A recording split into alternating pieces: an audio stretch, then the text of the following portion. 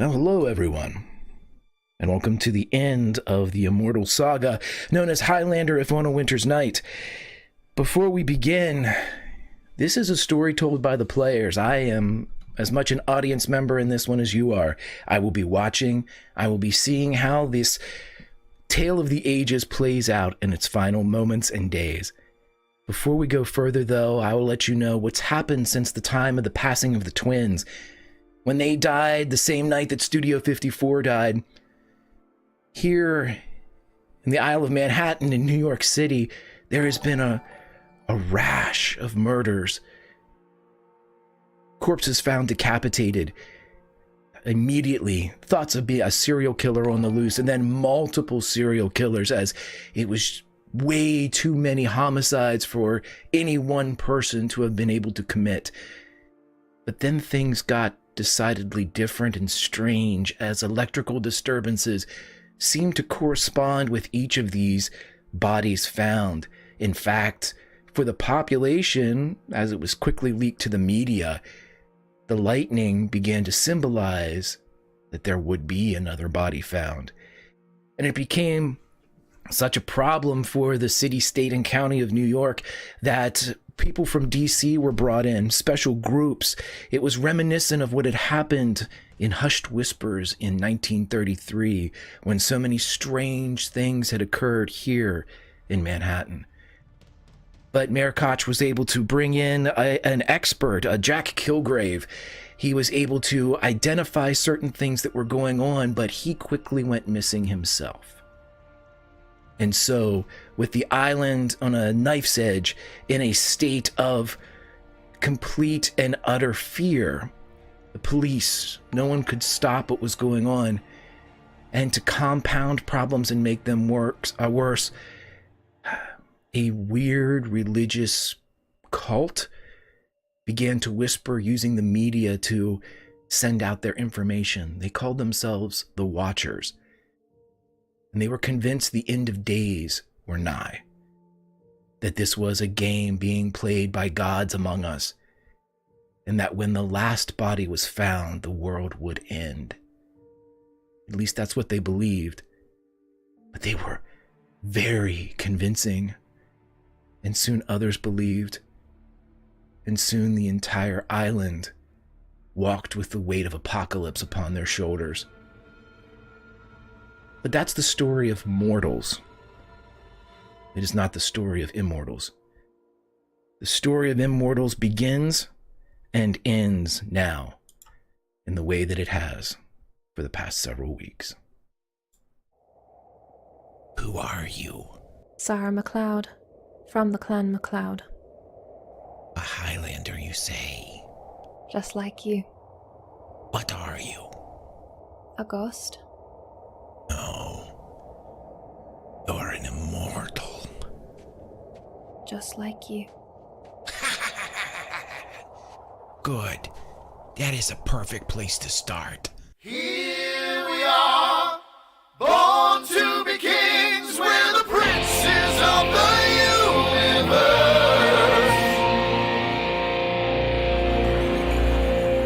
Here we belong, fighting to survive in a world with the darkest powers.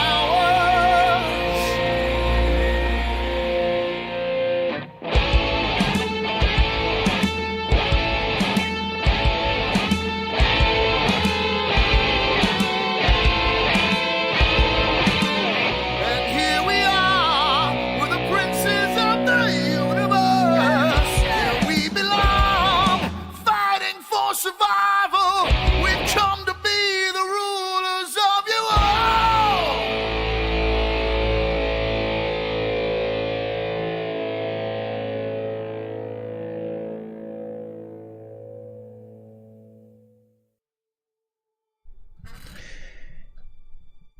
And as this winter's night hits the Isle of Manhattan, Manhattan itself cloaked in fear and snow, another, the fourth place finisher of the Immortals falls, a woman by the name of Francesca, known as the Venetian.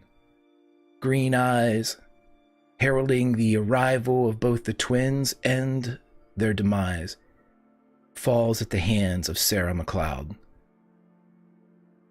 Sarah, you are seated on a park bench in the Big Apple's Central Park when you feel that sense of quickening rush over you again. It has been only moments since your battle, and you feel that weight, that great fatigue that comes after a battle of such importance and energy. What do you do? She immediately gets extremely tense, and stands to face whoever it might be, fully expecting that it could be another fight. And as the snow swirls for a moment, it blows and you see a figure with long coat come out of the center of the park, and you recognize someone. Tiberius, you having sensed Sarah long before she sensed you, you see her standing before the bench. Tell me a story, my friends. Tiberius will step out of the shadow, his hands out, unarmed. Was she a difficult one? Yes. Only a few of us left. I wonder how many. We're near the end. Yes, you feel it.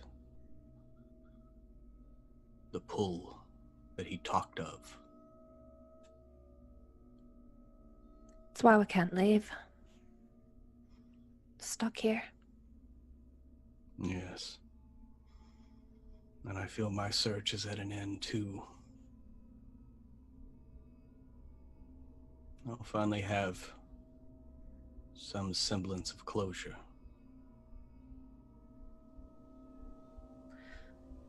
And you'd be happy after that.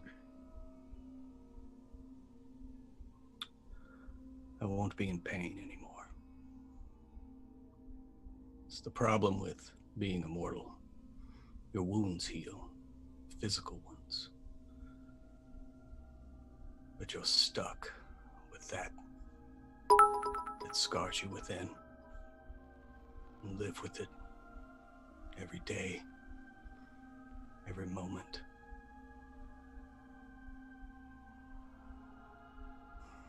I'm ready for the end. Do you want to come sit with me for a little while? I would.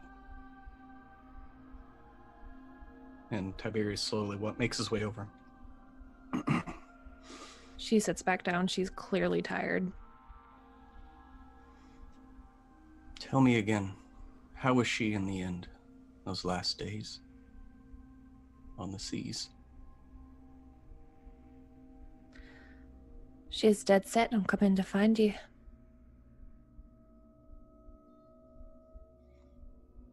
She wanted to save you. Yes. She always did.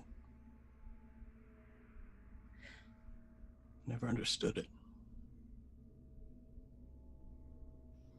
A Celt and a Roman?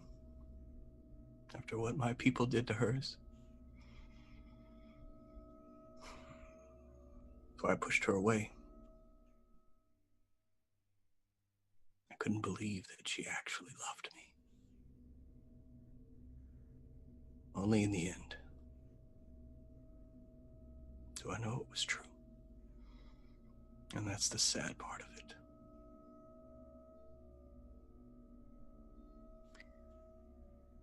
I wouldn't have left the ship if I thought. How could we have known?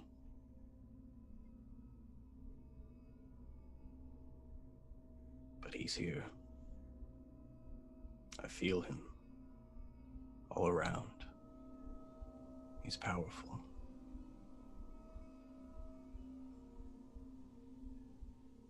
Will you go looking for him? I've been looking for him for 400 years. He's like a ghost. A whisper here, a scrap of a detail there. I don't even know what he looks like. I just know that he's big. The biggest man I ever saw, said a goat farmer from France. I don't know where I heard the name Eagle. It was someone a couple hundred years ago. But I will have him. And it will be right, and it will be true. And I will be with her again, no matter what.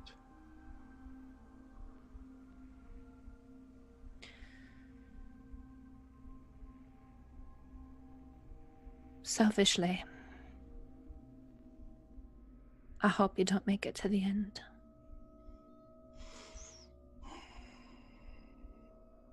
And I hope you don't make it to the end.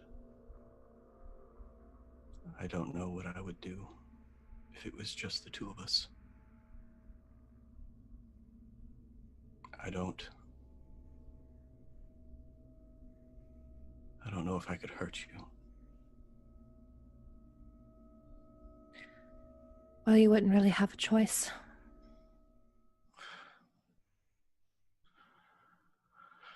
No, apparently I don't.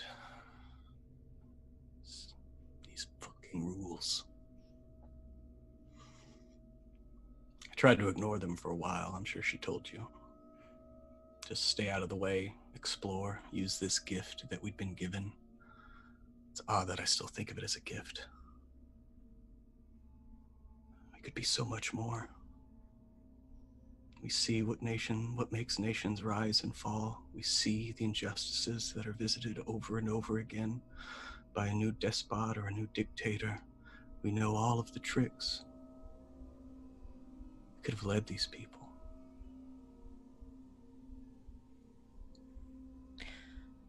I don't want to be a leader. I don't like being told what to do. But here we are, bound by the same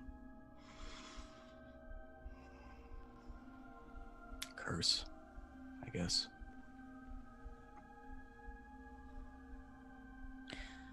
I have to win. I know you do. What are you gonna do? What do you think will happen? I don't know. But I'm hoping for a second chance. Yes. To actually live. Stay in one place. Get to know people. I'd have to watch them die.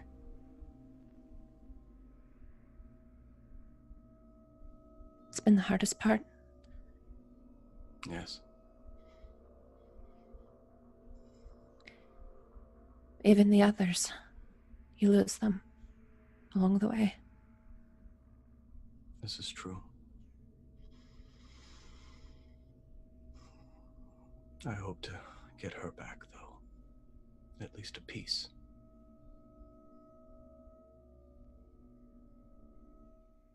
You will? If you see him before I do, take his head. Take her back. I will.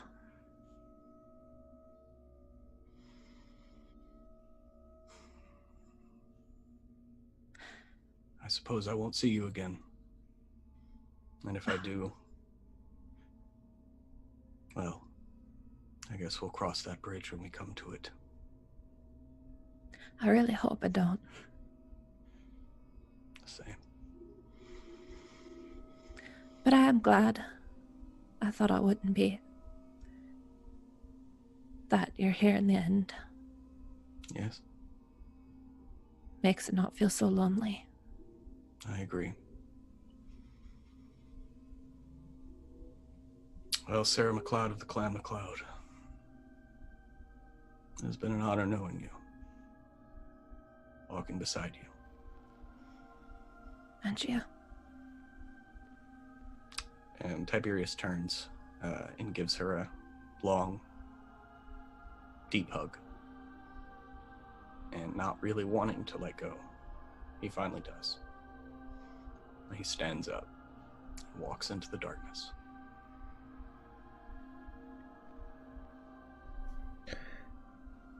As the two of you watch the other pass, it is this time that, mechanically speaking, the Mad Eagle has been hunting. And it is now that we find out who he has hunted.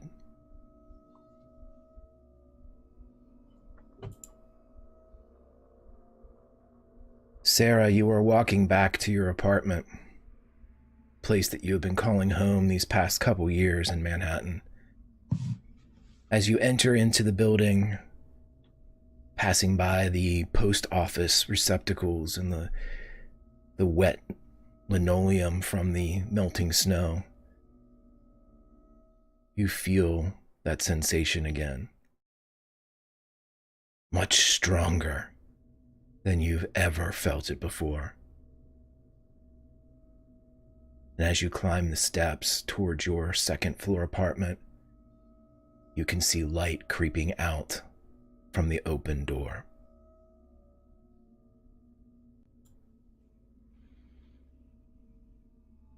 She pauses when she sees the light for a long time. And then finally goes up and, not expecting her door to be locked, opens it, steps in.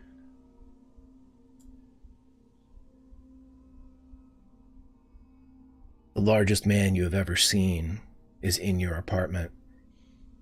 We welcome in Tren as Onye the Mad Eagle. And at this point, my friends, I will ask you to simply tell me a story.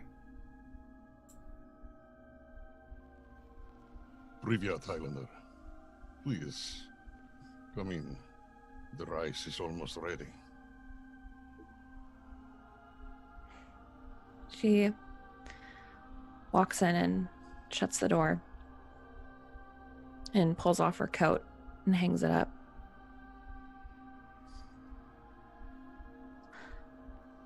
How long have you been here?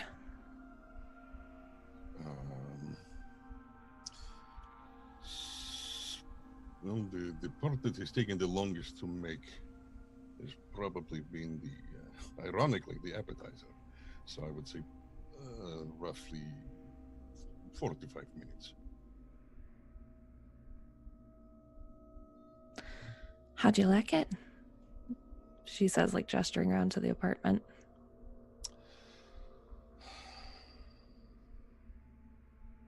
It is very urban, I suppose I would say. I do not like large cities at all. I'm very much a farmer, and originally from a very small village. This compression of people around me is very taxing. But I've struggled to put some endurance into it. Part of what helps is being able to cook. And I suppose I should apologize for making use of your kitchen without first asking your permission, but I somehow doubted that you would readily allow me. But I wanted to cook you a meal. If you would like to join me. I will.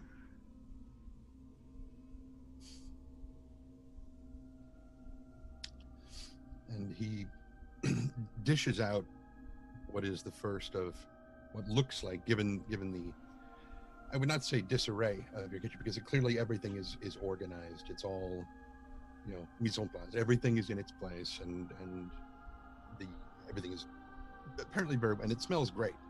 And there are some spices that are very exotic. There are some that are incredibly familiar from, you know, the Highlands of Scotland. Very traditional Highland food. But that is clearly not the appetizer. The appetizer is more Mediterranean.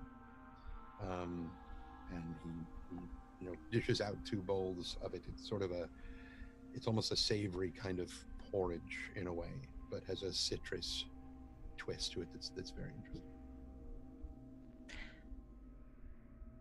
It smells delicious. Thank you. I very much appreciate you saying that. Over the course of our lives, either through our own experiences or those garnered from others, we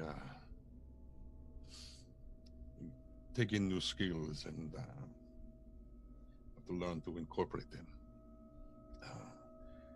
From what I have learned of you, this was not a favorite, but something you enjoyed once. Comfort. So much as we are allowed.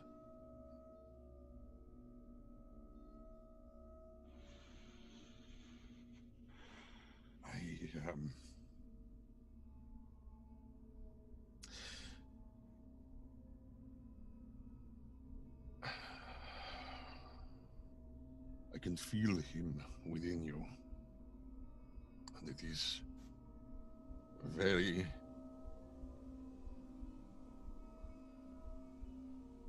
agonizing for him to feel so close and yet so very far away. But that distance is my own fault, I suppose.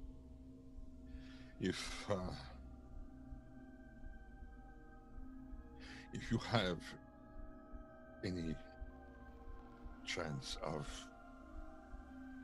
relaying a message to Tak, you would know him as Ramirez. Please tell him that I love him more than I could ever tell him. And I'm sorry for leaving the way I did.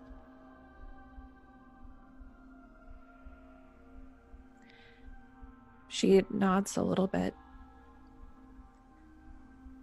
You know, I thought when we met that I'd been mad at you. You took a very dear friend of mine. And I'm just sad.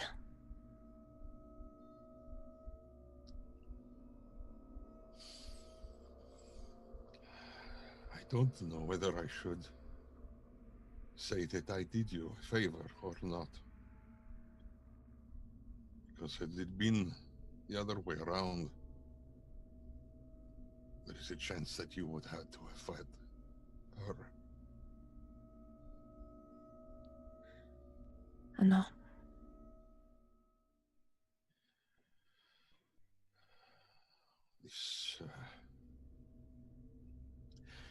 This game is Taxing. at the very least.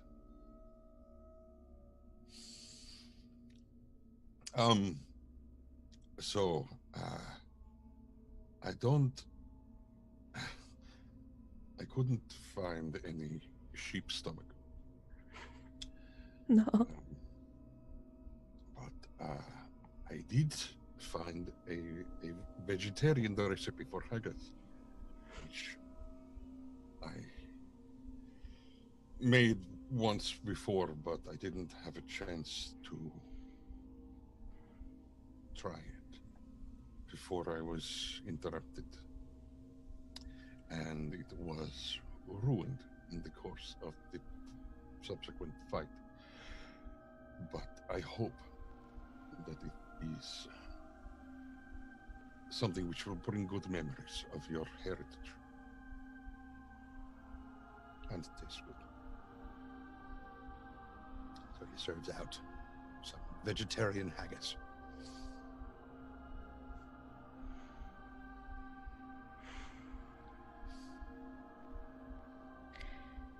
She starts eating in relative silence for a while. It's pretty good. It's been a while since I've had it.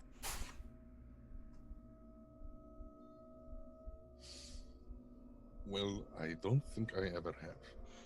So I don't know really what it's supposed to taste like. I just...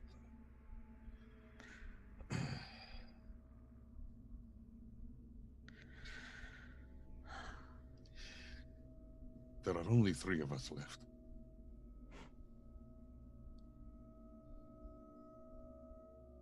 I know.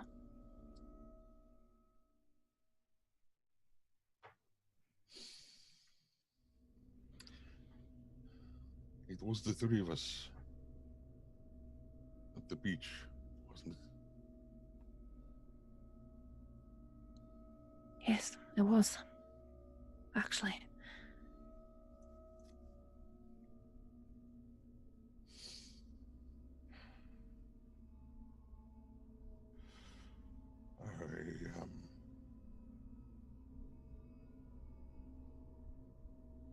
I've never been a great... That's not true. I was a great conversationalist, but being imprisoned for a long time and being alone, it dulls the wit somewhat. I prefer silence, actually. Oh, that's only because for you it is a choice.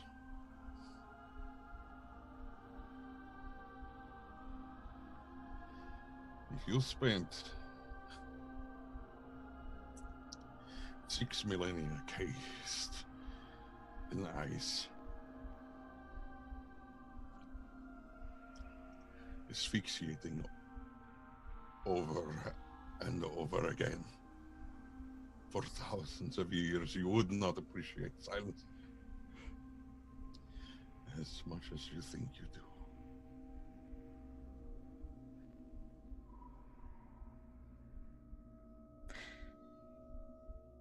Is that what made you want to win so badly? No. No, that is... Well, perhaps yes. Winning the game is a step along the path to my goal. What's that? Finding the people responsible for it and killing them. It is they who are responsible for everything that has happened to all of us.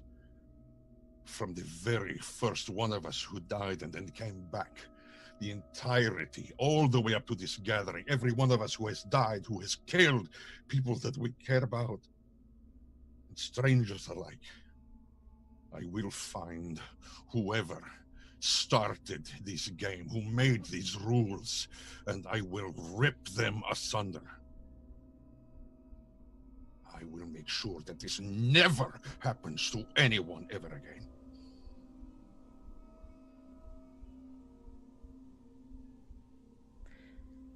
What if there is no one?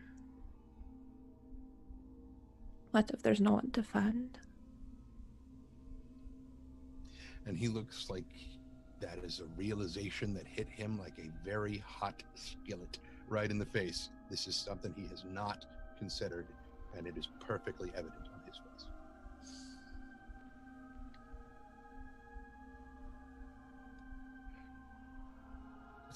No, and who made us what we are? Who makes this game? Who makes these rules? Where did it start? if that's the case, if there is no one, then one of us, one of the three of us, contains the essence of someone who had the temerity to say that they knew better than anyone else what our lives should be.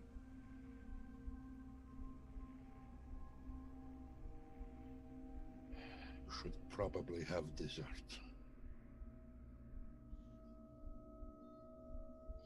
As it is in New York, I learned to make cheesecake.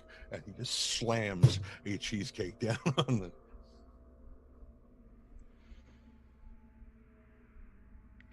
It's actually my favorite. I didn't know which you wanted, the strawberry or the cherry topping or just plain, so I made it plain, but I picked up strawberry, so cherry's on the way, so... Strawberry.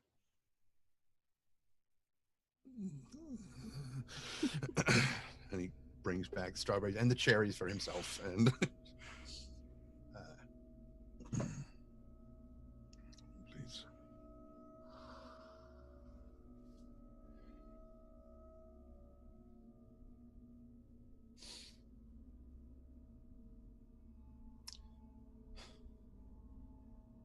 You fought recently. Yes.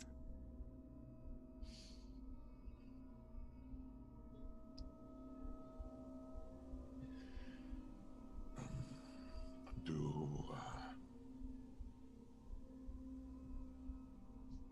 you want to wait until tomorrow?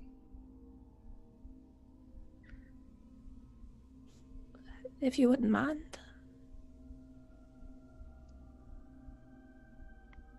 and there's an echo of a Celtic smirk on his face as he nods and starts washing dishes. She eats all the cheesecake.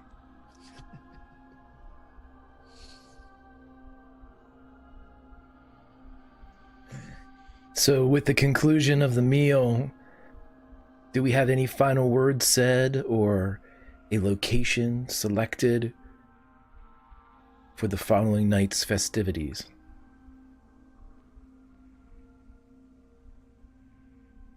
Other than in your court? Man, there's really no place that's convenient. And she doesn't really like to make any kind of like ritual of this or treat it as more than it deserves in her mind.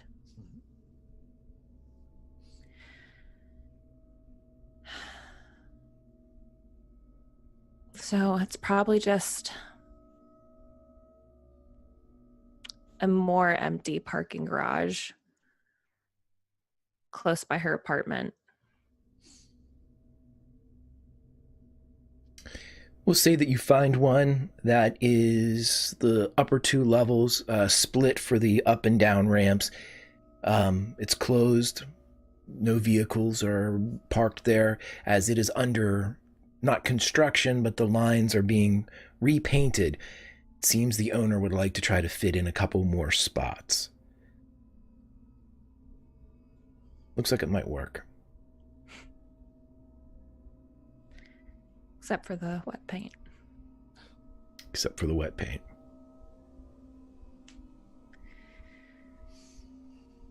Yeah, she walks up and looks around a little bit to see if there's anybody here. And, you know, seeing that everybody's gone home for the day that works on the site. She just turns and shrugs a little bit. It's clear. And here, even on this brief elevation inside Manhattan, there is a wind that is coming at this time of year that is not unlike the Highlands. Onye, you may arrive as the story dictates. I imagine probably after she's been there for about 15, 20 minutes, And a bit before she can feel him, his voice echoes out. Privyat.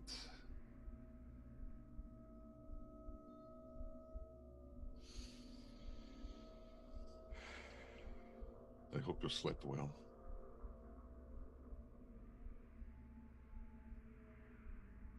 I did. A bit restless. Not uncommon for all of us these days, I suspect.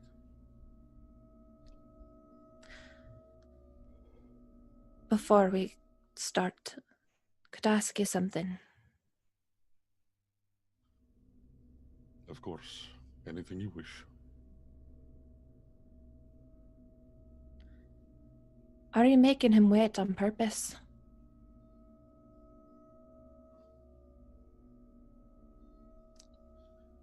Yes and no. There is, as one might expect, a part of me that does not wish to hurt him.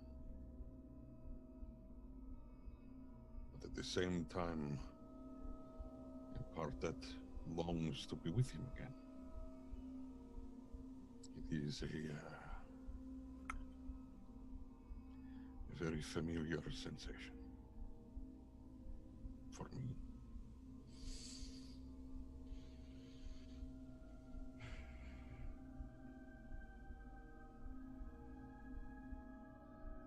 All right then.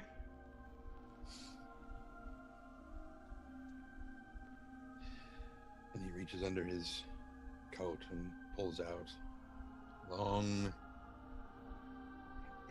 what looks like a hand-hammered machete that has like a scalloped, look to it, serrated on one side and clearly razor sharp on the other, and it is very evidently very heavy. She pulls out the sword of Ramirez.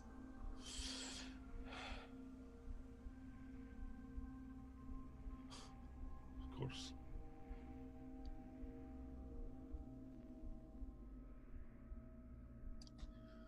It is fitting.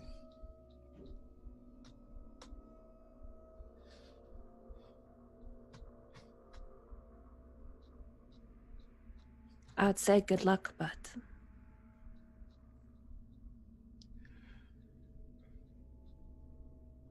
Fight well, Highlander. Let's roll some initiative.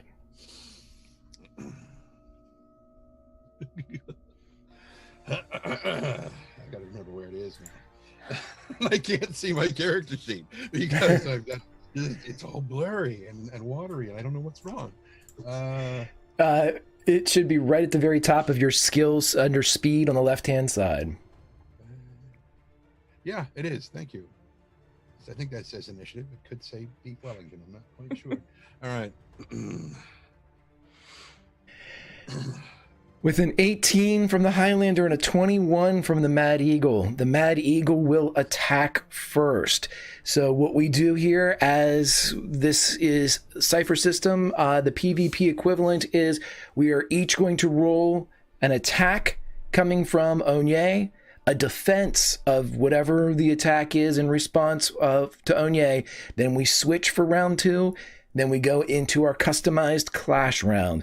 So pick your attack, Onye, as you come into the Highlander first in this, the semifinal round of the game.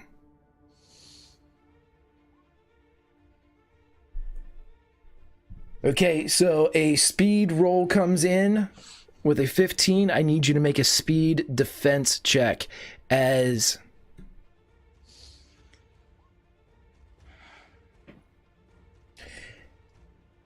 with a hit.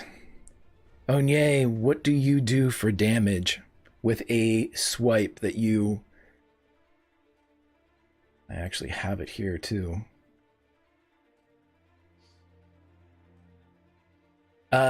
You take 8 damage from your might, -1 for your armor that you have in place, Summer, as the first wound, as described now by my friend Tren, appears on the frame of the Highlander. What looks like it is going to be just like he does not want to draw this out. He wants to just get it over with and be done with it. He doesn't want to hurt her at all. But that same unwillingness to hurt Ramirez, he flinches a bit at the last minute, and instead of going across the throat, the slice goes kind of right across the collarbones, and he sort of twists in the process, and it just barely slices through into the thing. He's just not quite fully committed to killing someone he cares about.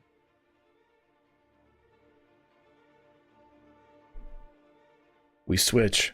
An attack from Sarah McLeod and a corresponding defense will come from Onye.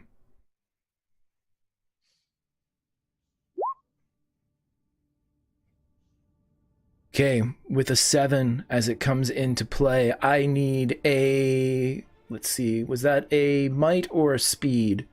A speed. I need a speed defense from Onye.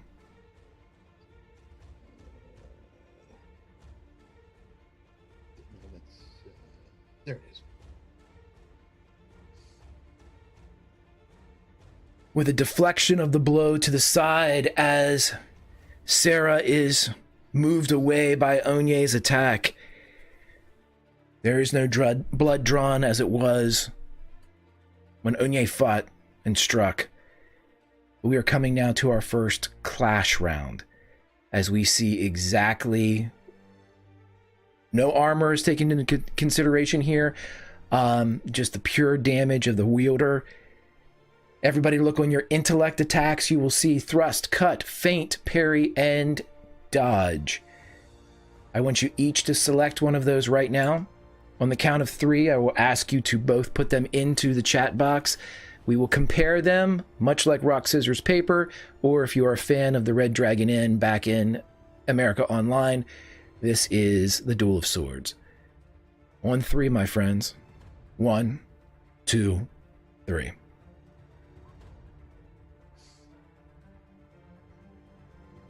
Okay, so as the cut comes through, the cut scores against the dodge. How much damage does this do? I believe it's another 8. Oh, it's plus 2 damage as well, so that would be 10.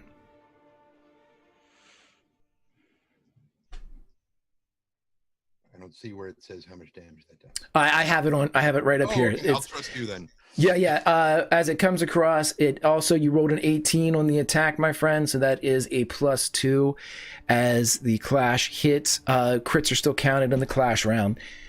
That is 10 to the Highlander. And as we come back out into regular rounds, it is Onye's turn again to attack. Please describe as you go into your next attack, Onye, what the last one did. What the last one did. He is trying to, ironically, steal himself and just close the distance and get the job done. And he's some of his finesse is starting to fade, and he's starting to become more brutal in his sweeps or his attacks, and managed to get in close so that the dodge didn't, she wasn't as far away as she thought she was going to be, and he managed to get that cut. And so the next attack now. Okay. So with that cut moving slightly past her, he brings the thing around again and tries to just going right for the head.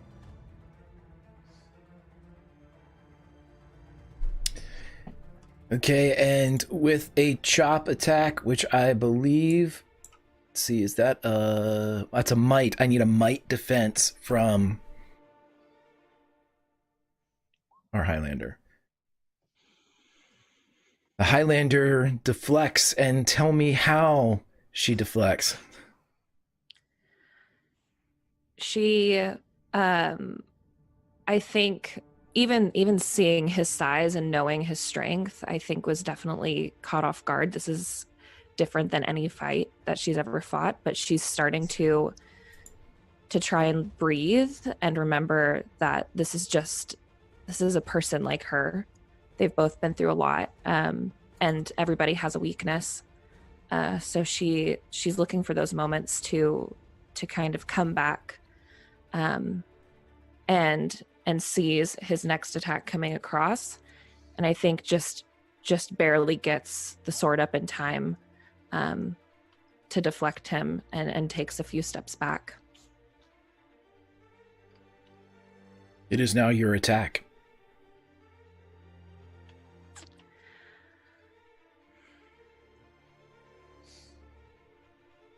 That was still speed. Mm-hmm.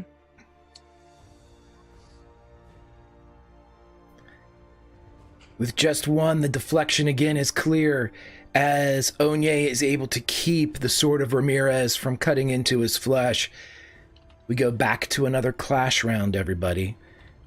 Please pick which one you would like to use, and on the count of 3, drop it in chat. 1, 2, 3.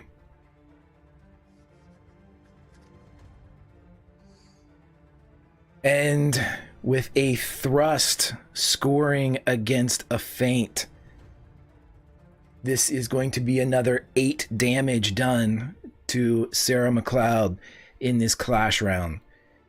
How is Sarah looking, Summer? Not great. I've got 3 in speed. All right. As we come back out of the clash round, the Highlander, lines of blood drawn in multiple places. Sarah, you are, since the night of your death, you probably haven't experienced this type of damage done this quickly. And Onye is attacking again.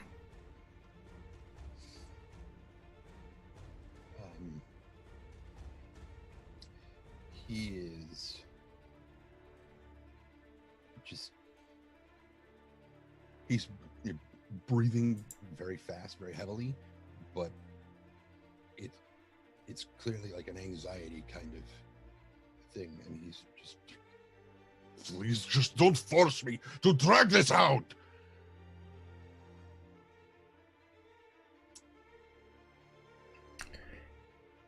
Okay, that's interesting because that is a 3, which triggers something for Sarah. Regardless of the defense, Sarah, you get your rest from chance, which means you get a chance to attack immediately, as this is considered a critical failure by Onye. So no defense roll, you attack immediately. Okay.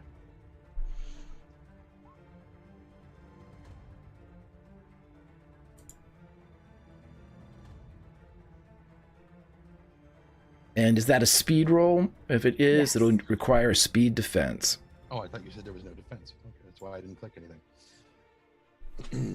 Oh, no, I'm sorry. No defense for her on your attack. Oh, gotcha. Okay. Oh.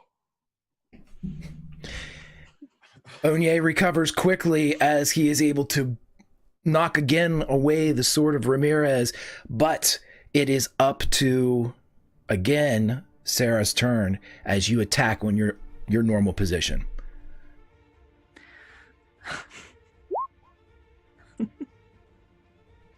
He's roll 20. I don't know what you've done to roll 20, Summer. Pissed it off. You did something terrible. All right, so if that's another speed attack, we will need a speed defense by Onye.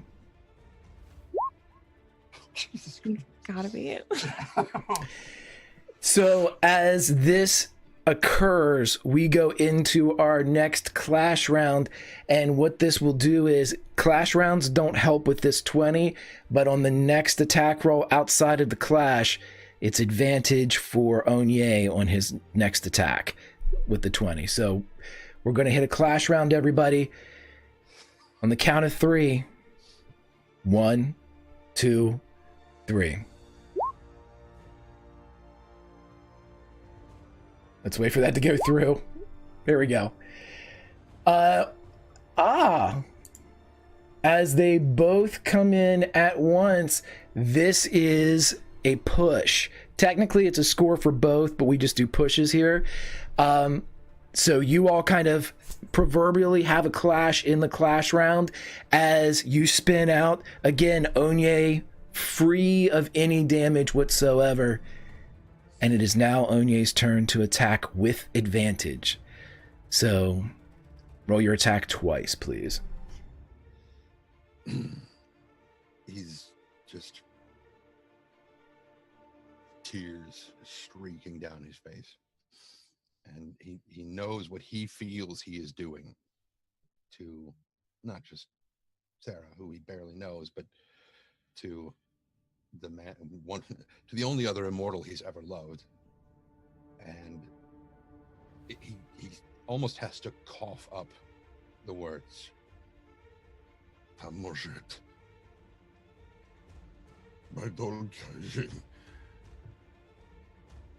Oh, I think I clicked that twice. Sorry. I mean, 3 times. Okay, so yeah, the best is an 11. So with this being another speed attack, I believe, this is going to require a speed defense. And this is probably it.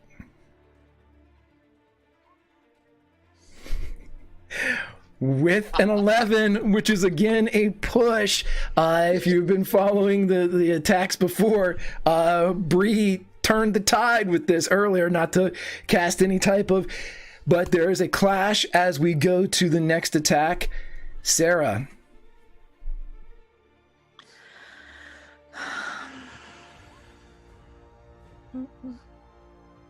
With an 8 speed, we need a speed defense from.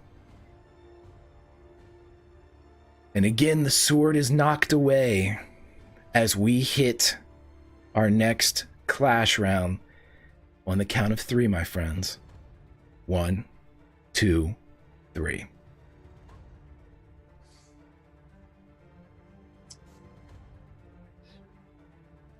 For the first time in the fight, the sword of Ramirez finds the flesh of Onye. And at this point, I will allow Summer to tell us what all that you do. The normal attack and damage. I'm a little flustered. The normal attack and damage. No, I would please like to use my gift that I was given, the plus 10 damage to one attack. So with 16 damage done to Onye, describe to me how this strike differs from all the rest as I might be able to get this working real quick. Watch. There we go. Look at me. So as this hits Summer, what happens? She is not looking good by any means. And she knows it, and she has always believed that she was going to win. I think this is the first time that she's had to face the idea that she might not win, even though she knew it was a possibility. And I think that she thinks of Connor, and him telling her that he believed in her. And she drives forward to swipe across, aiming for the neck, and cuts down into the shoulder, but probably isn't able to get a full swing just because he's so much bigger than her, but does the best she can using all of her energy. And with 16 points of damage delivered to Onye, and the cold razor's edge of Ramirez's sword piercing into the larger person, Onye, it is your turn to attack. And as a bookkeeping note for the sake of the audience, that is all of Onye's might gone in one shot. He is now down to speed and intellect. Well, speed. So, to attack again. Well, he, that hurt a lot, and kind of staggers backwards off of the blade and knocks it to the side and just spins and brings around for a chop.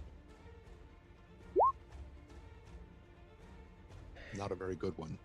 And a might defense from Sarah, as Greg stumbles. And with the chop as it swings around, the sword of Ramirez, now dancing a tune quite familiar to it, blocks as the mighty machete comes around, and for a moment the pair cross and lock as they are mere inches from one another. I will give you a moment to say anything if you would like. If not, Sarah, it is your attack. She's so hurt and focused. I think she uses this opportunity to attack again with everything. Let it fly. Nice. I mean, oh. What's going on? That is a natural 20 on the attack. A defense is still available to you. I will let you know it requires a crit to match it. Whatever you do, don't roll a crit fail. Oh, thank yeah. You. Right. No.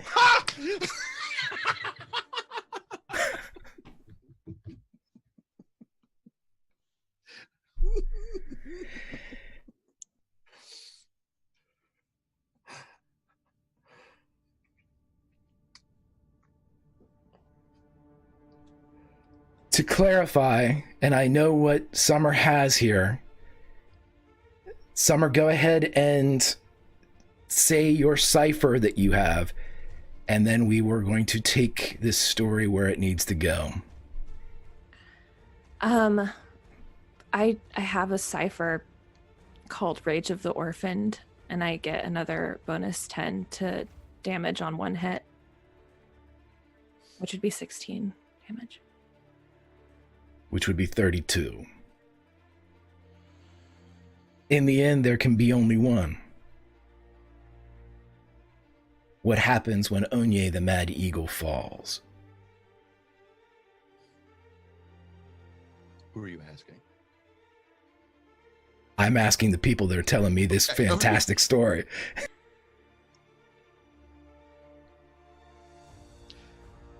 Well, from my perspective, he probably doesn't even feel the strike. It's like a breeze. That breeze that's coming off the highlands here in New York just goes right through, just whisper silent. And there's still the tears are streaming, and he's just, the eyes go a little bit glassy, and there's a little bit of a smirk on one side, and the mouth opens like he's gonna say something, and he just starts to sink to his knees and slowly list forward.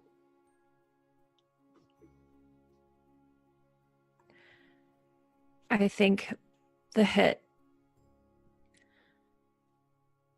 reminded her again that she was supposed to win.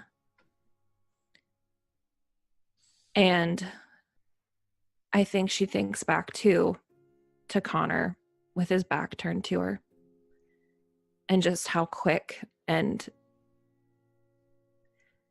hopefully painless that was, as horrible as it was for her. And I think she closes her eyes right at the end and swings true with everything she has left. And she's crying too. Absolutely. Okay. And as the normal process begins, and as the power accumulated by millennia from the Mad Eagle begins to destroy the parking structure around Sarah, each bolt not striking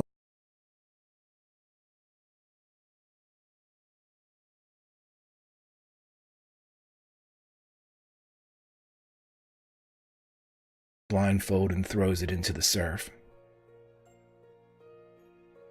And he falls into your arms.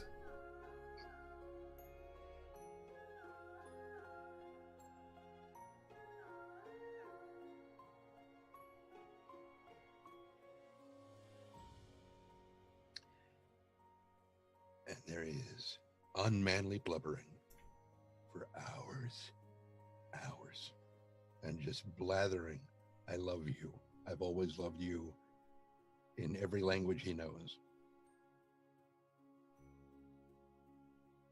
And for as long as he wants, almost as a bookend to that length of time that he could not correct in the ice, this moment in the arms of Takne goes on and on. As we go back onto the beach, this time a bookend to the horrific beginning of the Mad Eagle, it seems that the true beginning of the Mad Eagle of Onye came at his end when he is in the arms of Takne finally. But that's not my story to tell. Tren.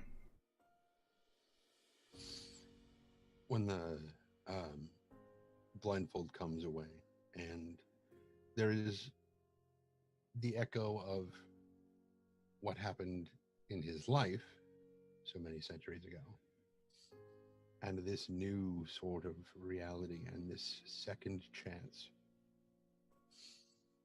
at something beyond anything he's known for thousands of years. When the blindfold, because he sees Sarah and a swing of the arc, and then it's like he blinks for an extended period, and when he opens his eyes, it's the blindfold coming away and the feeling of sand between his toes and the water around them, and seeing Takne standing in front of him, every bit as aloof as he was back then, jovial. The tears that he was crying moments ago in the parking garage are still there, and he doesn't waste any time anymore. He, as Ramirez stands there, he just starts blubbering, and in every language that Takne knows, he just pours out, I love you. I've always loved you. I'm sorry I never told you. I was afraid that the last time that I loved someone as much as I loved you, I was sent to prison. And I did not want to lose you, and I did anyway, because I did not tell you, and I'm sorry for that, and I want you to be with me for all time. I don't care where we are. I don't care who dares to stand in our way. You are the only person in existence that I want to be with for the rest of every lifetime I have to live. Takne listens. The wind blowing both of your clothing and your hair as it comes off of the shore. Girl, that sounds like a plan. And he reaches up to the much taller Onye and just places his hand against the side of your face. And though he doesn't have to go on his tiptoes, damn near does, as he guides his lips to yours. And in that split second before their lips touch, Oni just smiles this huge smile that he has not smiled since before there was bronze. And he just whispers, "Tamorshet, Batolkashin," and kisses him. And that is where they stay.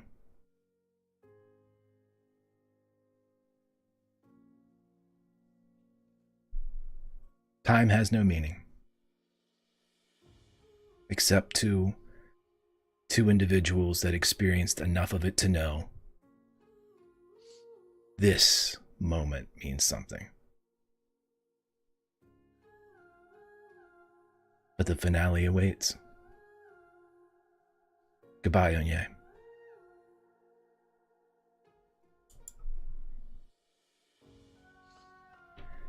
So as we come back out to the world, several days have passed. Where did the Roman and where did the Highlander choose to meet to end this game?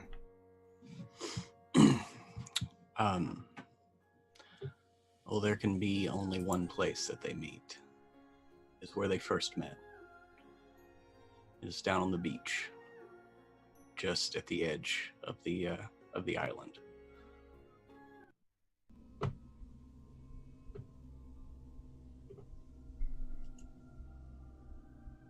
You are there, Tiberius.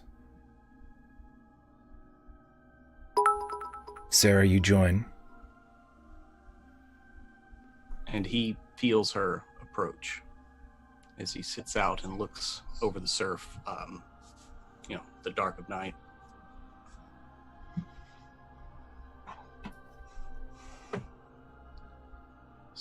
So it is us then.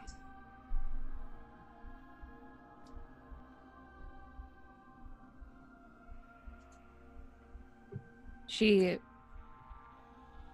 doesn't even know how to say anything. She's so sad. And she comes up to him. I'm sorry. So sorry for what? And he moves to give her a hug. A deep embrace. You survived. Is the point, is it not?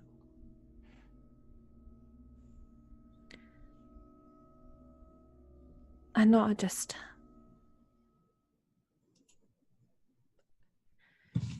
There's so many of us once. I just never thought. I hate it. I do too.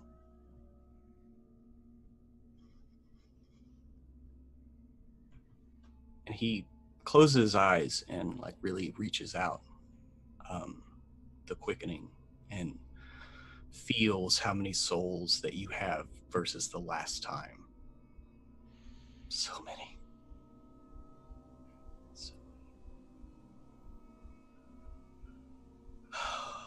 Imagine what we could have done had the rules been a little different.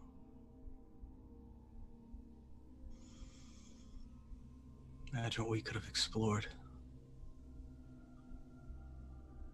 with our lifespan.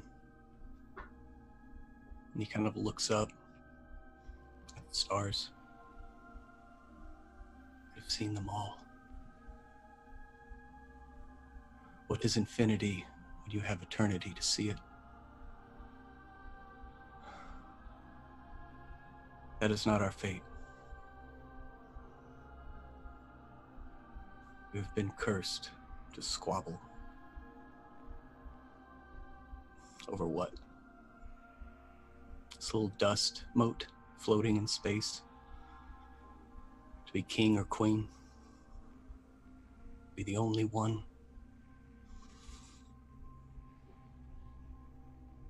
You could have been princess of the universe. No. It's not what was meant to pass.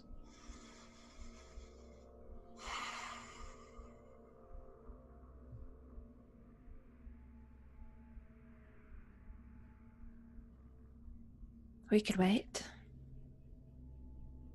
How long? Forever.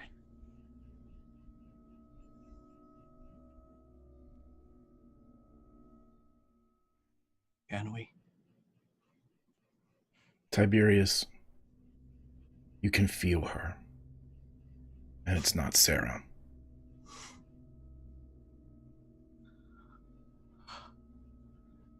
He kind of reaches out and places his hand kind of right above your heart. She's right there.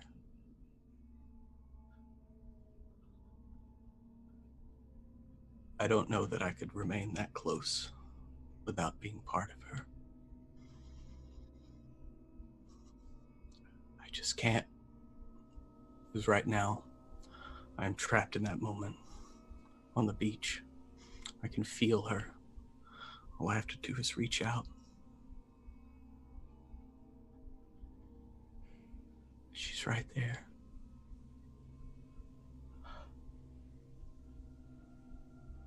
I couldn't sustain this forever.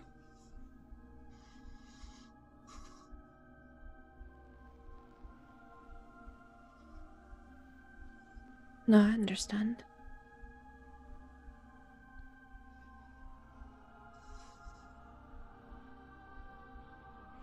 It's okay. It's just wishful thinking.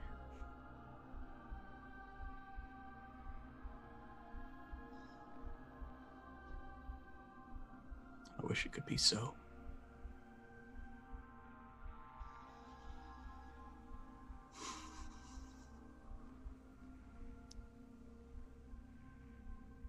So can we have one last dance?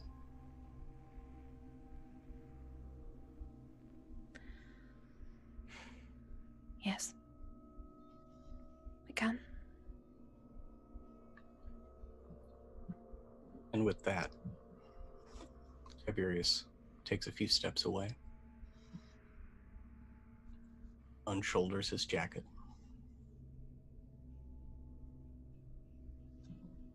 slowly pulls his spatha off of his back, sticks it in the sand, cracks a weird triangular shaped piece of metal that he slips his hand into, and you hear a metal ratchet, and it pops out into a shield.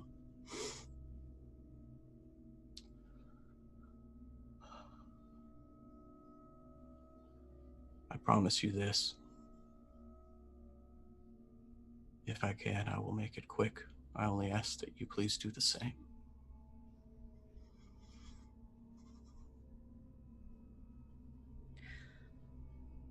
I don't want to hurt you, but I am going to win. And I will be with her again regardless.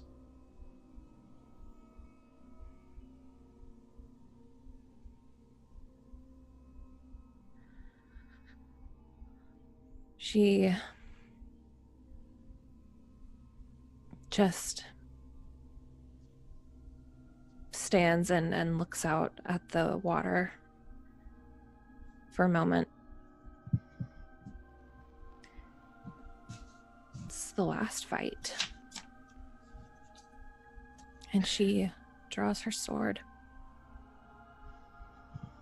You are reminded when you look out at the water, Sarah, of all of the times in the surf with the blindfold on and Connor yelling from the shore, and how time and time again you were knocked down by the waves.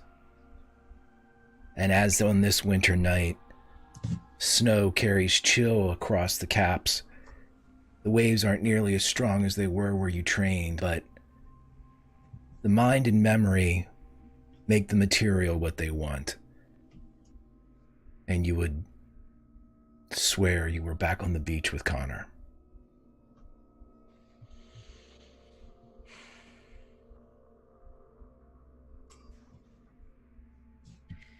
She finally turns and looks at Tiberius and smiles at him. It's so sad, but it's almost over.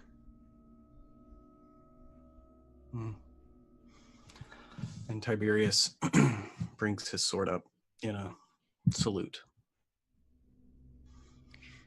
You've already faced one eagle. One more to go. As you see the Aquila on his handle, and the pattern weld of the bird taking flight running down the blade in the pattern weld.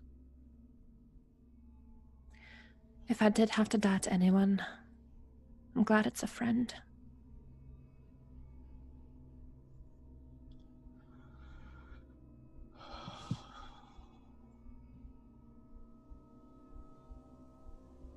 Friends shouldn't be forced to do this.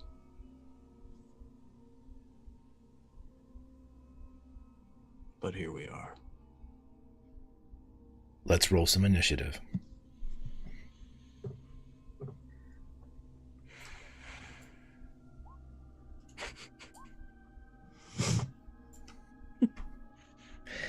Finnegan, begin again. As the first round of attacks will go Tiberius attacking, Sarah defending, we'll switch and then go to the clash as we are in the finals for the prize. Tiberius does not waste a second. As soon as it's acknowledged, he darts forward, slashing neck level. And Greg, I want to do a level of effort into the damage. Okay. Rolled some initiative. The first, I need a might defense coming in from Sarah as the first strike from the Roman has gone to ground, so damage that the, let's see, whatever you get here is +3, so that would be 9 damage. Explain to us how it happens, my friend. Well, Tiberius, he does an old Roman trick where you use your shield to block where the swipe is coming from. So as he rushes at Sarah, the shield is all that she sees until it drops and a horizontal slash is already upon her. And maybe she just doesn't get it up in time or gets it just enough to not be a felling blow, but maybe catches her in the side of the jaw and neck. So it's gruesome, which is unfortunate. And he maybe backs, like, kind of, you know, he did not want to cause her pain. Fantastic. I will remind all of you too to make sure that since we have a brief pause here, check your ciphers, check the donations that have come in. I have a D6 recovery for Tiberius.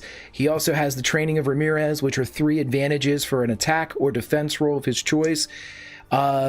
Sarah, you have new ciphers acquired from the death of the Mad Eagle. It is now your attack, my friend. Okay.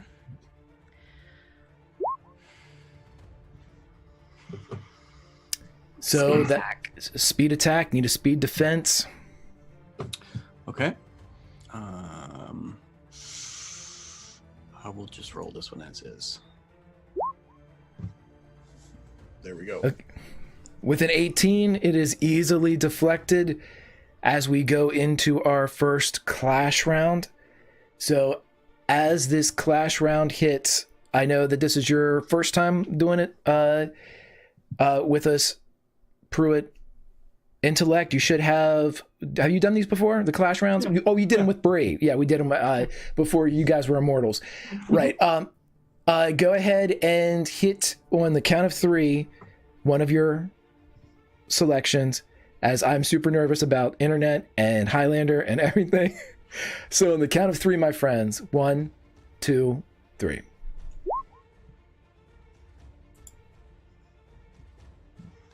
So, with additional damage being dealt by Tiberius to Sarah, how much does she take? Is it 6?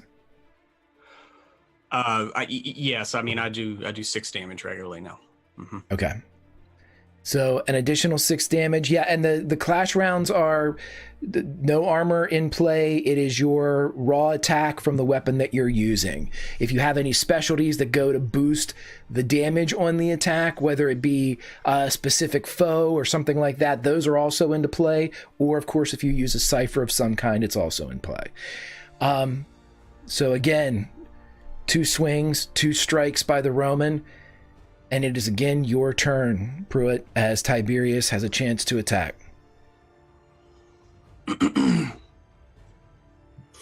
Yeah, they kind of break from the clash, and Tiberius grits his teeth, and he almost hesitates and backs away to try to say something, but he realizes how far past we are from that. And he steels himself and goes back in for another slash, trying to end it. And I'm going to put 2 levels of effort into damage and go ahead and use an advantage on the attack. Okay.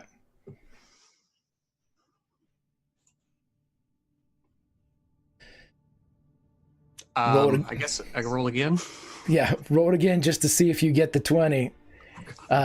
Those are pretty good, as that is going to be an additional 9 for a total of 15 damage to, unless, of course, you can roll a 19 or a 20 on your speed, I believe, speed defense. So, don't roll 1.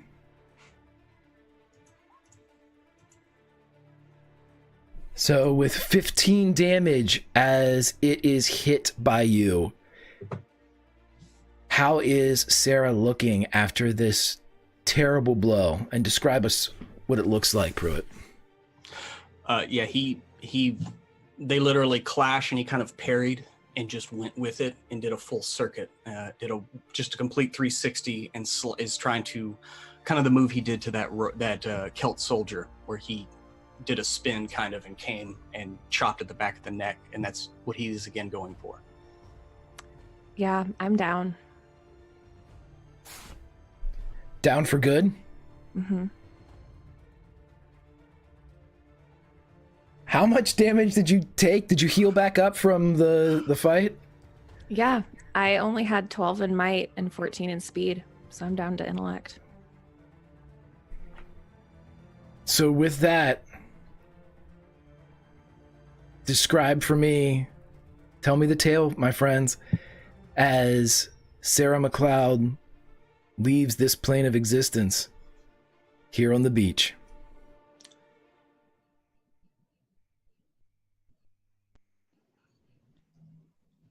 Tiberius feels the blow strike true. He knows what it feels like to slice through without resistance. And the second it passes through her neck, the sword just leaves his hand, and he grabs her, trying to keep her together, and goes to the ground. I'm sorry. You know I did not want this. I want to be with her. It is all I want. Please. Just Let me be with her. Please.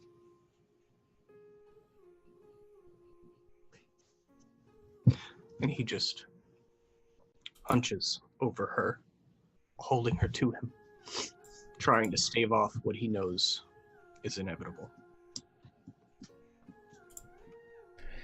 And exactly as it was like for the explosion that was the life essence of Onye, again, there is this destructive light that hits and pulls and indicates where it needs to be, what it needs to be. It is eternity. It is everything that had been,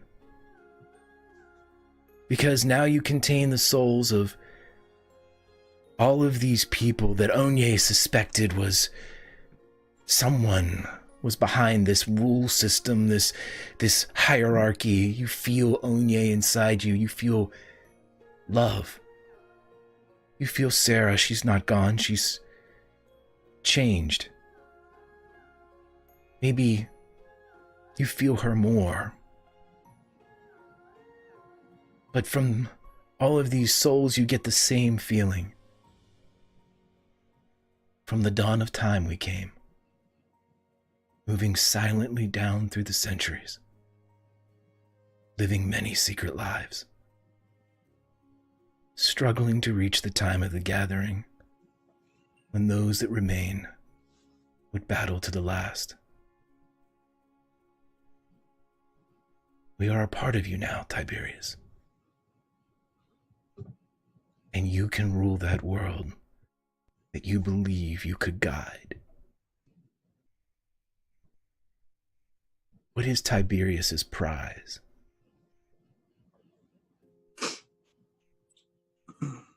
Tiberius's prize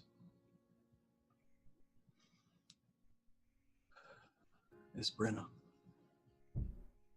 It is what he has sought for the last near half century. Before that, with their falling out.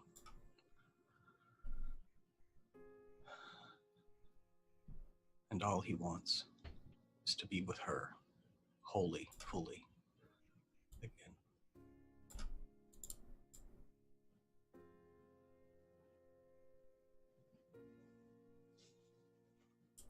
And it is to her that he goes.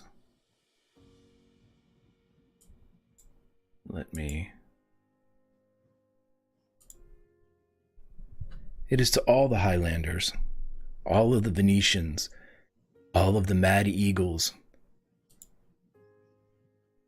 all of the Celts. You swim among them. They of you. You feel that each of them has achieved a level of prize that it's not too much to ask. But for a Roman, for a warrior, there is no other prize, even one so far removed from the Empire, Tiberius. You are on a battlefield.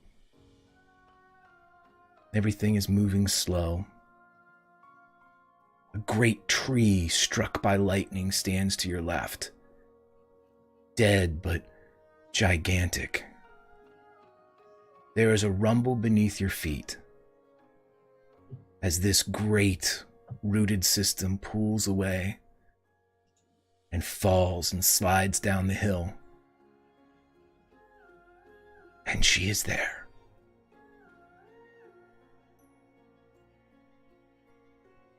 Not covered in the gore of Romans,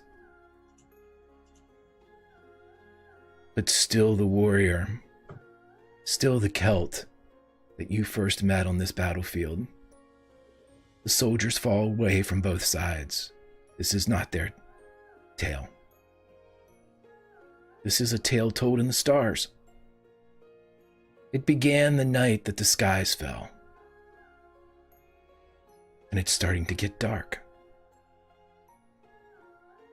What do you do, Tiberius?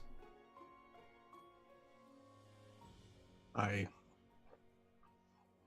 first look around at the shock of being back in this scene so long, nearly 2 millennia of life lived.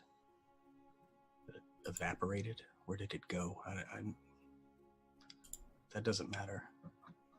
She is there, just across the way, and he takes a few hesitant steps forward.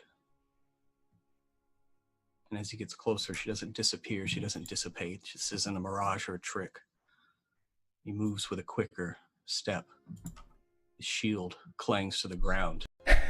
As we see the Celt and the Roman reunited, and as the eyes of recognition from the Celt show not the hatred of an enemy born upon a battlefield, but one realized upon a dance floor, you see that her weapons have already been cast aside.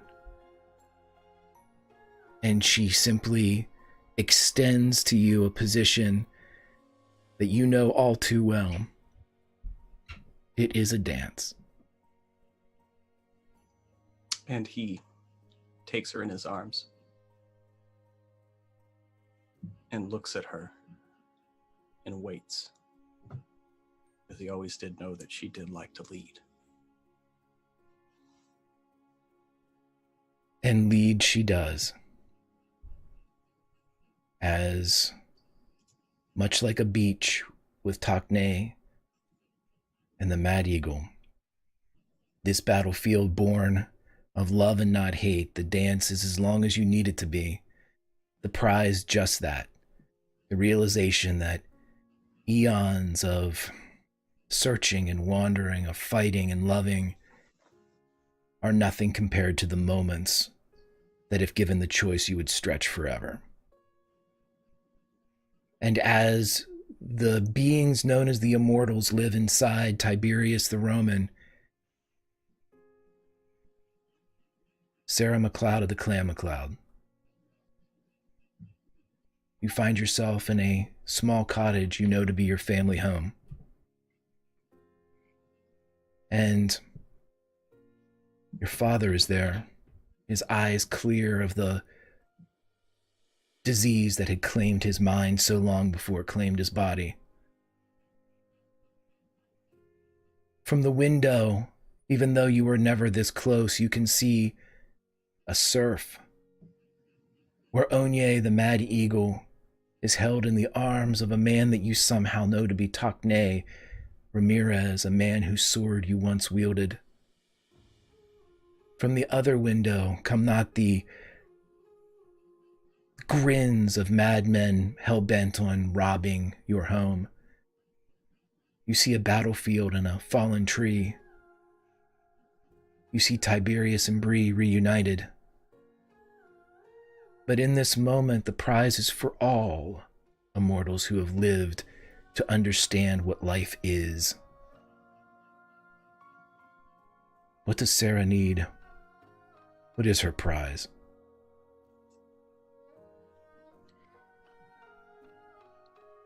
She felt like she never really had a chance to live. And through all the years that she was alive, she felt like it was a shell,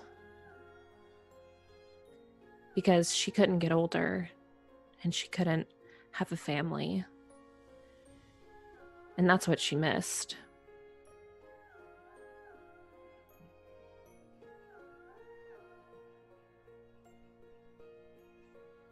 There so is she had a chance to live. There is eventually a knock at the door as this realization washes over you.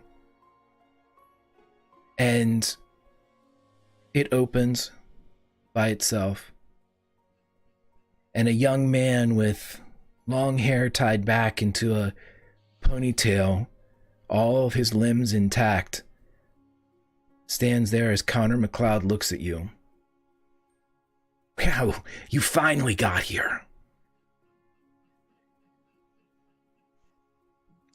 Sorry I made you wait.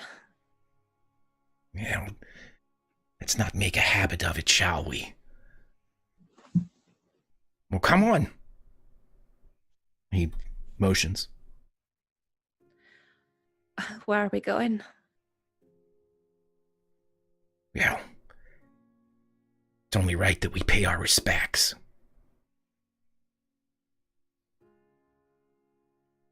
She follows him out. Onye. Takne looks at you.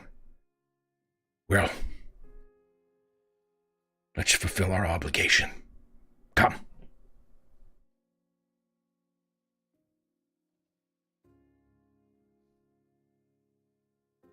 Goes along. Tiberius, you feel Bree in your arms, you feel the dance. But you are still of the world. And the moment lasts as long as you wish it, but you can still feel the cold wind of the New York sound biting against your cheeks. It is a moment behind lids. It's real, but it's not immortal.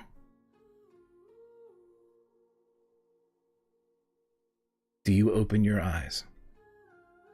Do you continue with life?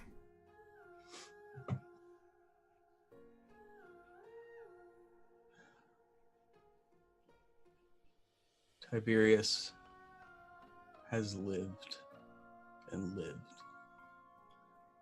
And if this moment can last as long as he wishes. As the dance continues, he shuffles forward in the real world with closed lids. He remembers the lessons of Ramirez taught Nate, especially those at the beach with the surf. And he begins shuffling closer down the beach till the water laps over his feet, till it rises to his knees, then his waist. And as they spin and twirl and he feels the forces of the dance take hold, he puts them in line with the surf, pushing to and fro until the water is to his neck and above his head. And he stays in that embrace for as long as he can.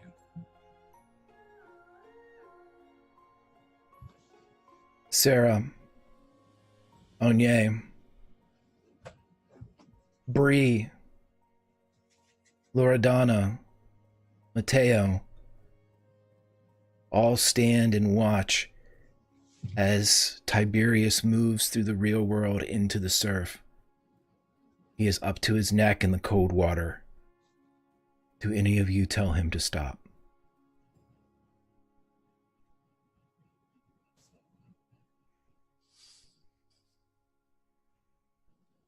I think Sarah does. She just calls out, "Are you going?" And hearing her voice, like Tiberius would stop it like a shot through his system.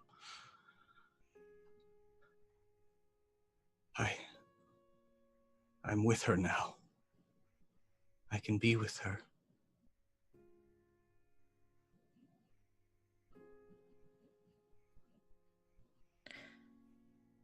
If you have a chance to live, to really live, don't you dare waste it.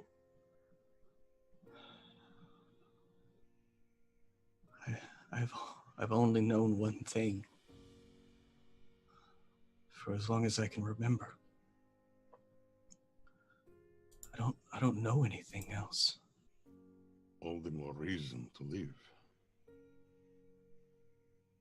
And he kind of like, you see his face kind of go white as he sees Onye. Onye. Sorry. It's okay.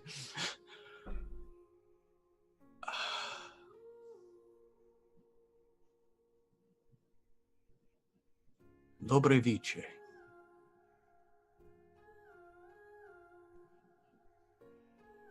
And he walks up, turning around from the water, and actually walks up to Anye and offers a hand.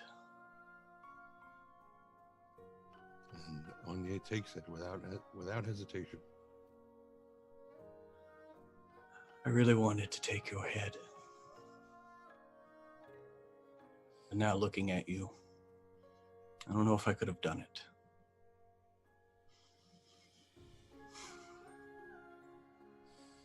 In some ways, we are very much alike. That I do not doubt. What would you have me do?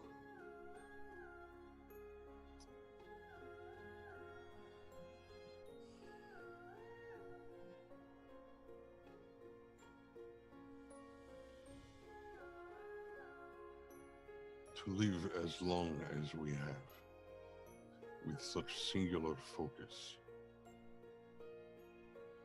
To fight as long as you have. And to say, on winning this prize, that you know only one thing, and you would abandon it in the way. It feels like a disservice. I would say that you are cheating yourself out of anything else you might learn, other ways to enrich your life, and through that,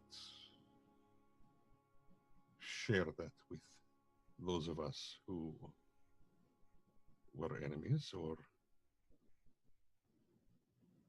something better.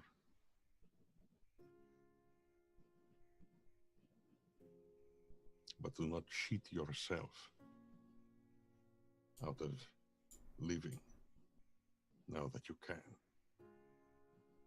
Now that it means something.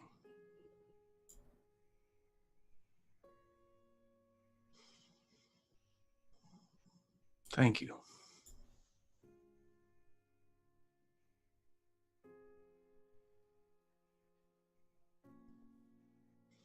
He turns to Sarah.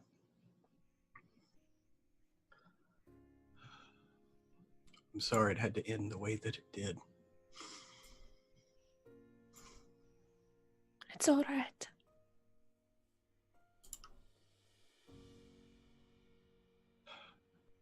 I am glad that you got to take her back. That we both got a measure of justice. I don't even know if that's the right word. And thank you for stopping me.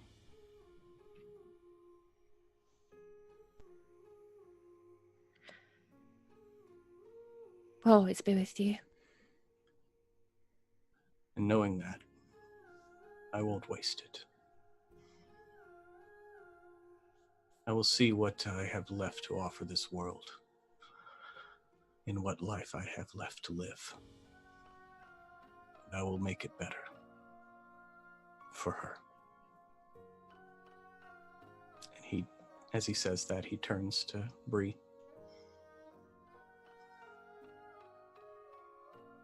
Every dance must come to an end.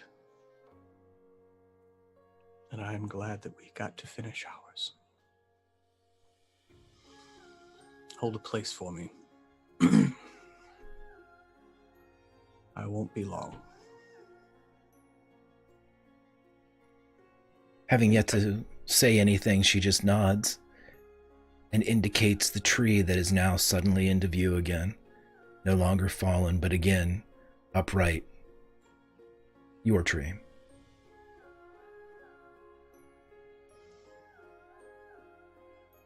And Tiberius goes and takes his sword and shield, and he leans them against the tree, wherever it is. And then he turns,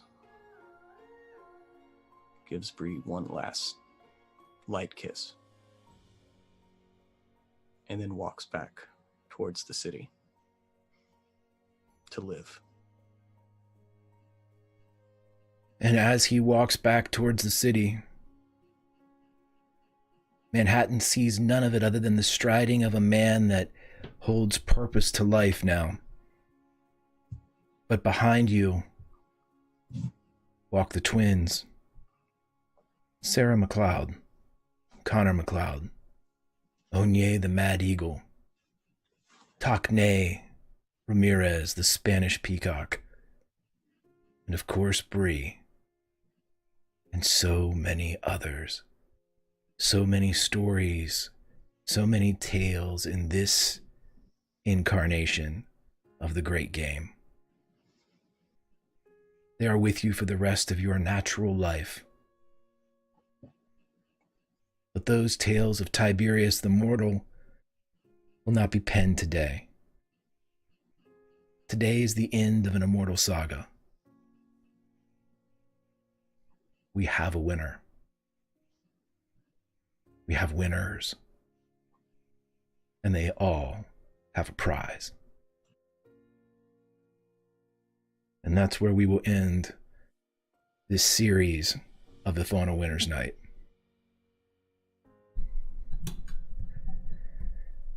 Thank you all so much, Legion, for sticking with me through this wonderful way to end it with lovely Twitch problems. But I would like everybody, for Tall Squall, Bird vs. Plane, Alice, Tren, Summer, and Pruitt, give it up for these people. If you're watching on YouTube, give it up in the comment sections. Slam that like button for these people that told an incredible story when given, believe me, the briefest of frameworks by yours truly. They were able to adopt a system that we were literally constructing to make sure that immortals could fight one another, while at the same time telling a beautiful story. A beautiful, beautiful story, not of immortals, but of human emotion. Something incredible. We're going to go around and talk with everybody briefly. I would say strongly recommend that everyone follow these wonderful, wonderful people. If you like what you saw here on Highlander or Fauna Winners Night, we have a lot of fun things on this channel. We've got Dragonlance, May Black Roses Bloom. We have some Urban Shadows coming in Bad Moon Rising. Just a lot of fun stuff with the Dungeon of the Mad Mage and Fall of Faerun D&D groups. A lot of fun. On this day, in a couple weeks, we will have Sky Chasers, brought to you by Charlie Frost from Fire, 1950s wonderful tale. But this is a day for immortals, strangely enough, if you are of that faith. But let's go around and talk to everybody, and let's start with Summer. Summer, how are you, my friend? Oh man, so good.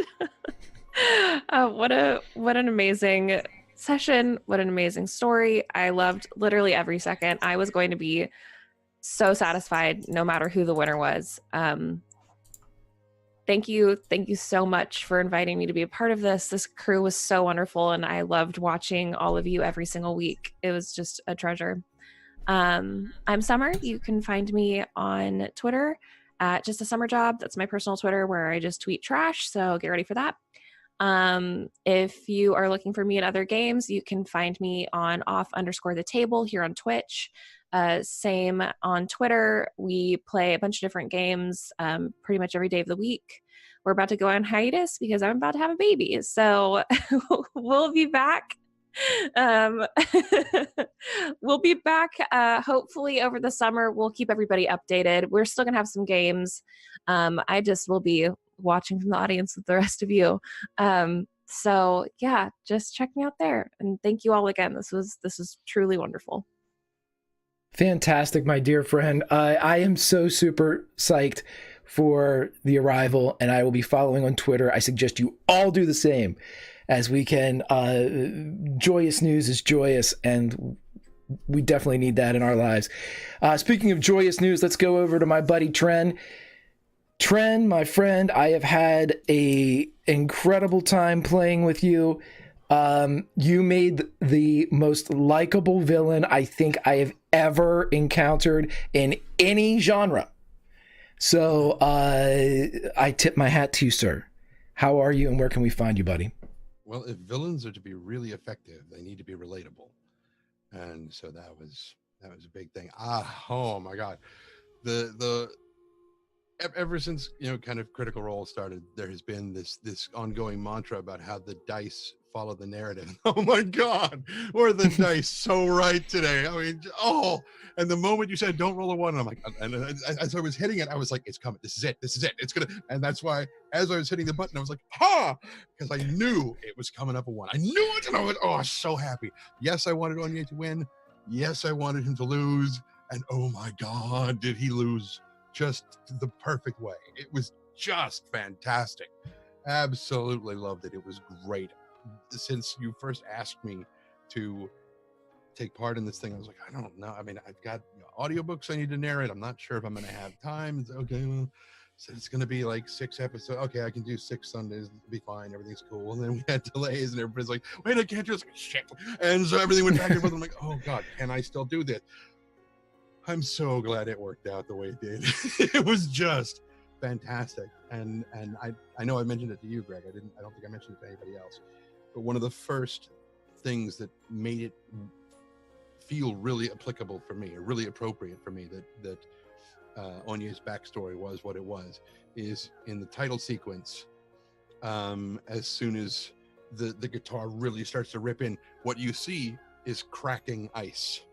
And as the ice begins to break apart, I'm like, and that's where Onye really starts his story, is when this ice begins to break apart and everything. I'm just like, oh, it's like it was made. I love it.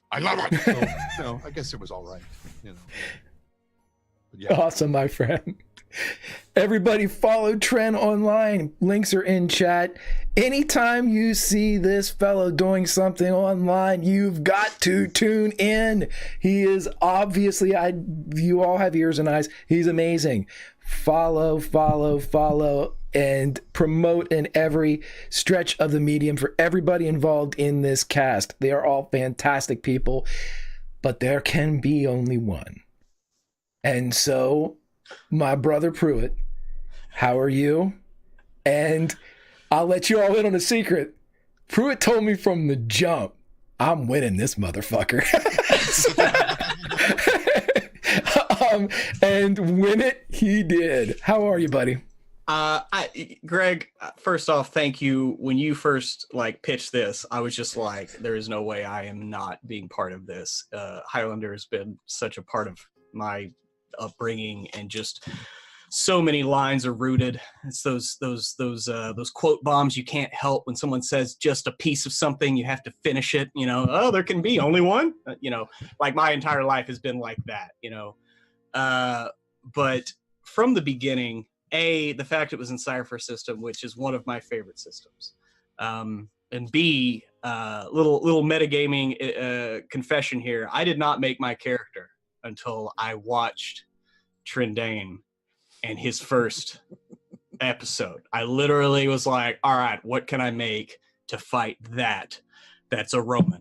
And so a tough explorer who stands like a bastion is a pretty good way to take on someone who can do a shit ton of damage. And so, yes, I completely admit I did a little bit of metagaming, but I never got to face him. And so, hey, that's the way the dice roll. But another point of interest is the fact that Tiberius's original death was going to be in the eruption of Vesuvius in Pompeii. So you want to talk about coincidences where Onye was born out of a volcano and Tiberius was killed and reborn, on top of picking the same year of birth as Bree. Just the coincidences are just insane, the overlap in this group. And so that's just been an absolute treat from start to finish. It's been so much fun. So once again, thank you to everybody. This was freaking amazing. So yeah, I can't wait to see what the next crazy thing that you come up with, and I'd like to be a part of it. I'm thinking robot jocks. Yeah. Uh-huh. I'm gonna get in this thing and I'm gonna kick your ass. Yeah, I want to. Starting next week, right? Starting next week, robot jocks. We're having actual meat today. Yeah. Anyway, absolutely amazing. I'm overcome right now. This was such an emotional ride. Follow everyone here, part of this. They were all amazing. But yeah, I'm of course Pruitt, one half of WebDM. Check our videos out on YouTube and check our games out on Twitch Tuesday, Thursday, and Sundays. But other than that, I'm going to sit back and I'm going to have to take a minute for the rest of the day to recover from this emotional whiplash and adrenaline overload. Whew. Again, thank you, Champ. Thank you, Highlander. Thank you, Mad Eagle. Thank you, Twins. Thank you, Kelt. Fantastic characters, created a fantastic show. On YouTube, you will not realize that there was any type of Twitch problem, but there was. And because it's going to be, it'll look jerky for a second. Well, what happened there? Oh, everything's fine. But to have actors of this caliber be able to shift in and out of scenes like that when technical issues arise, fantastic. Amazing stuff. Legion, you are the best. You are the best. You are the best. Blessed to have a community surrounding both the channel and the hobby that I love so much. And the Legion is the best representation I've ever seen of a community. So thank you all very, very much. We will be back with something fun soon. We have another community event coming up, but that's neither here nor there. For today, there can be only one. And what I think we'll do is we're going to go raid our friends over at WebDM. So when we go and raid our friends at WebDM, let them know that Pruitt won. Ruin it for all them sons of bitches that want to watch the VOD. Go over there and say Pruitt won. On Easter, the road. On Easter, yeah. And as Prax has pointed out, today is the birthday of Rome. Itself. And further, one other thing is talking about, because we haven't quite thanked you for, no, you're not over there, you're up there, sorry, is that we all had how many anti-GM intrusions? I don't think we used one. Not one of us used one at any point, because the story just wove together great, and that is a lot to do with you. So thank you.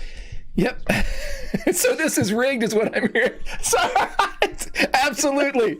I've got that. I finally got that matrix in Roll20 rigged. that I always wanted. Right. Rigged. How about I'm sitting here talking, how about a 1 right now?